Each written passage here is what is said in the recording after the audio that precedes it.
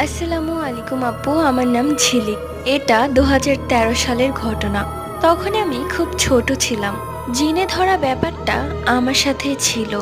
মানে সবাই বলতো আর কি আমার সাথে জিন আছে। ছোটবেলা থেকেই আমি একা একা খেলতাম, একা একাই কথা বলতাম।